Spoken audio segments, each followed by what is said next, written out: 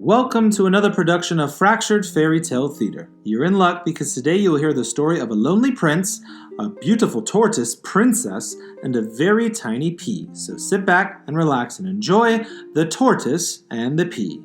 Our story begins in the kingdom of Casa Grande, where a rather old prince still happened to live with his mother. The prince still lived with his mother because he was unable to find a tortoise princess for a bride. They sure don't make princesses like they used to, His mother said. Back in my day, the world was full of princesses. But today, you're more likely to find a three-legged dog or a two-headed orangutan than a living, breathing princess. But, Mom, said the prince, there have been at least a dozen tortoise princesses that have answered my invitation to the ball.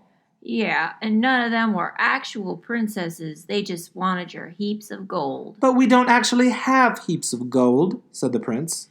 Yeah, but they don't know that, said the mother. A real tortoise princess needs to pass a test. Oh, not that old pea test again, said the prince. There's no way that someone could actually tell if there's a pea under the mattress. A real tortoise princess could, said the mother. Peas are their favorite food. Plus, I've read Hans Christian Andersen, and he says so it must be true. Well, in that case, I guess it couldn't hurt to give it another try. So the prince and his mother waited in their castle for a real princess to come. They waited and waited until a terrible storm happened to come along. A princess, a single one at that, happened to be picking daisies when the storm hit, and she ran to the nearest castle and banged on the door. Help me, she shouted. Are you a princess? The mother responded.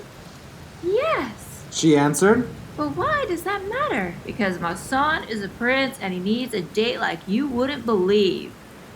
I really just need a place to take shelter from the storm.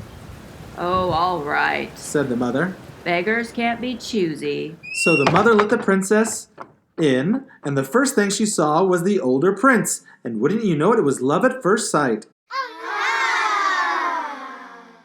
She loved his blue fur, and he loved her wrinkly tortoise face. It was a match made in heaven. Oh, no, you don't, said the mother. Getting all googly-eyed. If you are a princess, then first we must administer a test. First thing tomorrow morning. Of course, I know you must be awfully tired from picking all those flowers.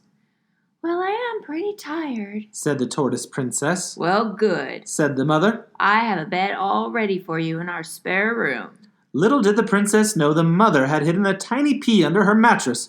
A real refined princess would be able to tell whether or not the bed was truly comfortable. And so the princess slept, and she tossed, and she turned, and she had the worst night's sleep she ever had in her entire life. Then, using her magnificent turtle sniffer, she climbed out of bed and ate the pea in a single gulp. At breakfast the following morning, the mother asked, So how did you sleep, dear? I don't mean to be rude, said the princess, but that was the worst night's sleep I've had in my entire life. The mattress had a little pea under it that just killed my back, so I ate it. How wonderful, said the mother. How wonderful, said the prince. You passed the test. But I didn't even study, said the princess. Not that kind of test, said the mother. I hid a pea in the mattress, and only a tortoise princess with a top-notch sniffer would be able to detect it.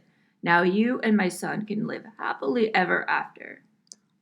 I'm going to need to challenge him to a race first, said the princess. A race? Asked the prince. Oh dear, said the turtle. I think somebody has been messing with our fairy tale again. So the princess and the prince raced each other to the end of the book and possibly lived happily ever after. The end.